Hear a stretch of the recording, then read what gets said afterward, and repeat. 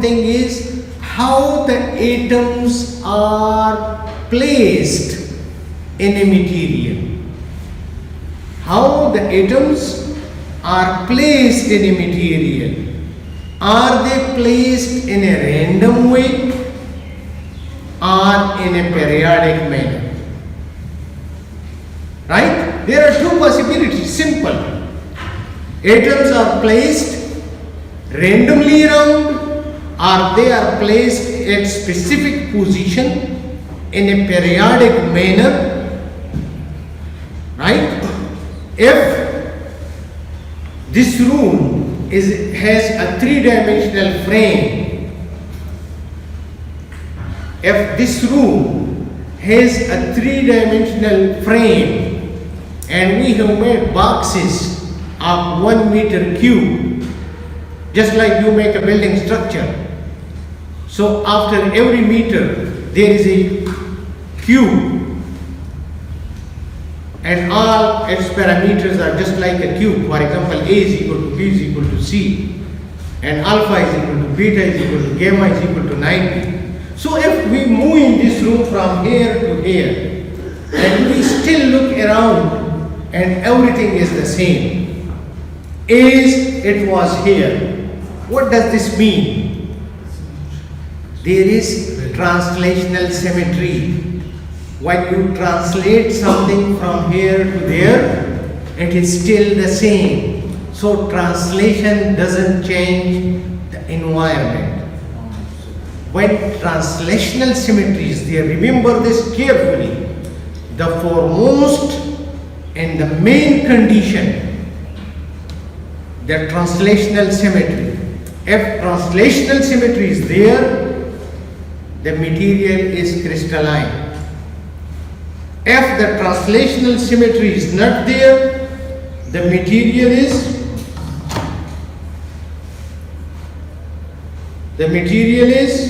amorphous. If translational symmetry is there, the material is crystalline. If translational symmetry is not there, the material is amorphous. Right? So, you had three things today. Viscosity determines the state of a system. The structure of the atom determines the band structure of the materials, and obviously the electrical properties. And the third thing, which is the arrangement of atoms in a solid or a liquid. Have you heard of a gas crystal? Yeah, think about it. Okay, but people say we have liquid crystals, right? So what will be the liquid crystal? When it is flowable. Flowability means that there are no fixed positions. But how will you define a liquid crystal? Liquid means something is flowable, and crystal means the atoms or the molecules are arranged in a periodic manner. So any material which qualifies these two will be called a liquid crystal. Right? So make your own definitions. Instead of memorizing things, liquid crystal. Crystal means periodicity, translational symmetry. If it is there, it is a crystal. If it is flowable as well, it is a liquid crystal. If it is not flowable, it is a solid crystal. Understood? So make your own definition. Learn, get information, digest them, and then present it. Never follow blindly anything. Think and then produce. Then people said that there are quasi-crystals as well. The quasi, the pseudo, these are two terminologies generally used.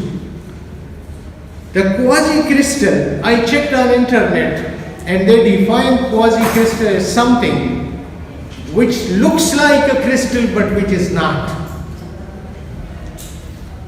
Which looks like a crystal but which is not. Looks like what? This means there is periodicity.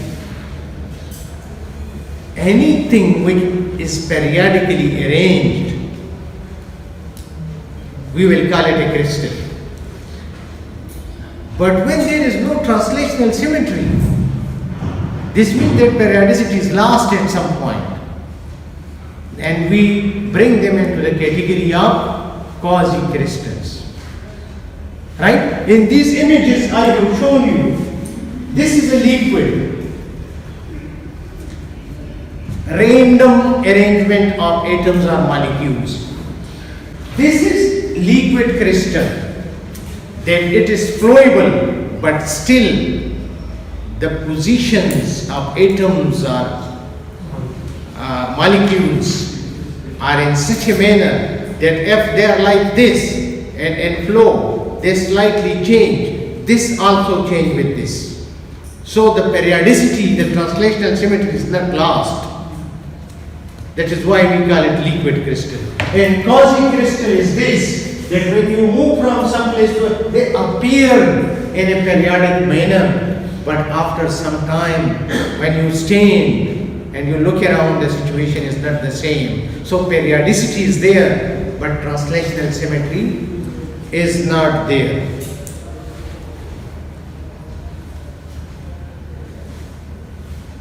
Now, common types of engineered materials. Common types of engineered materials. Composites. They are engineered materials. In composites, we have a matrix and a reinforced phase in it. The macro example of composite is that if you are putting a roof over a room, the cement and concrete, when you mix sand with cement, it makes a mixture called gravel, bajri. When you make blocks of that bajri, it has excellent compressional strength, but it doesn't have tensile strength. It breaks, it cracks, and you put steel rods in it. So the gravel phase, the concrete phase, is the metric phase, and the steel rods in it are the reinforcement portion. So you make composite which at least enhances one of the properties of the material. So the compressional strength was already there, and when you entered the steel rods, you gave it tensile strength. Tensile strength means that when I put pressure upon it, the steel rods will try to resist it. The concrete will break, but the steel rod will keep it in place. If I do the same thing at different levels, then we call them composites. The fiberglass, it is some fibers have been introduced. Glass is a brittle material, and when you put these fibers into it, you give it tensile strengths. The type, their arrangement, their arrangement of atoms, ions and molecules gives that particular property to particular materials. What type of atom is, what is its behavior, what are its intrinsic property. Sugar is sweet, chili is hot. You should know among the atoms that which atom is hard and which atom is sweet. Which atom will give me more polarization? Which atom will give me more conductivity? Which atom will give me more strength to the material? What type of bond it will form? This is the understanding of materials. Metals are usually ductile, but ceramics are usually brittle. And again, if you go back to the atomic structure of those materials, which atom will prefer to form an ionic bond and which atom will prefer to form a metallic bond? Which atom will prefer to make a weak bond? Which atom will prefer to make a strong bond? A material scientist must know that if he or she is moving forward. So the metals are ductile because of that atomic structure, and ceramics are brittle because of that specific sort of bonding, as I told you. Then comes the polymers. They have poor tolerance to heat, but ceramic withstand very high temperatures. When we say withstand high temperature, what does it mean? They don't melt. When we say something withstands high temperature, which means that they don't melt at high temperatures. Why material is not melting at high temperature? As a physicist, can you tell me? The bond is strong. The bond is strong. Melting is nothing. It is the breaking of the bonds. If the bonds are weaker, the material will melt at low temperature. When the bond is stronger, it will withstand thousands of degrees. So as a physicist, you don't see that when a material melts, is subjected to high temperature, it melts. And if it doesn't melt, it will be ceramic. No, as a physicist, you look into the bond structure. This will guide you towards the properties of material. Metals are opaque while silicate glasses are transparent or translucent. Why? Because of its behavior towards light. Can something transmit light or not? Can something refract light or not? Can something reflect light or not? Again, a dense material will have a different behavior in comparison to a less dense material, a rare material. Right? So again, it is dependent upon the structure. Metal, good conductor of heat and electricity, and ceramics are poor. Again, because of the free electrons. Electrical conductivity of semiconductors increase with temperature, but that of metal decrease with temperature. This means that in physics and chemistry and related disciplines, you are thinking about a compromise between the potential and the kinetics. The potentials and the kinetics. Kinetically, you allow things to move within a material. Potential pulls them or repel. Now you balance that potential and kinetics through processing. Processing includes grinding. Processes includes heating. Processing includes pressing and different environment. And you are making compromises between the kinetics and the potential of a material to make materials. For example, I had a material and it has this atom and it has this atom. And these two are tungsten atoms. For example, their bond is very strong, right? But if this much distance is between them, this means potential wants them to be together, but kinetically it is impossible to reach here. In kinetics, the kinetic energy is injected through heat. That is why you heat materials. You make the atoms and molecules mobile. You allow or give an opportunity to the mass transport inside the material. That wherever an atom wants, it goes there. But if an atom wants 100 times potentially, but kinetically it is not possible, it will not move. So, similarly, as I told you in the start, that if you make a material and freeze it, freeze means you cut the kinetic part. Only potential can do nothing. It will be there unless and until you provide it enough temperature to get rid of that. Right? So two things are governing these things. Ceramics are more resistant to harsh environments, while metals are not.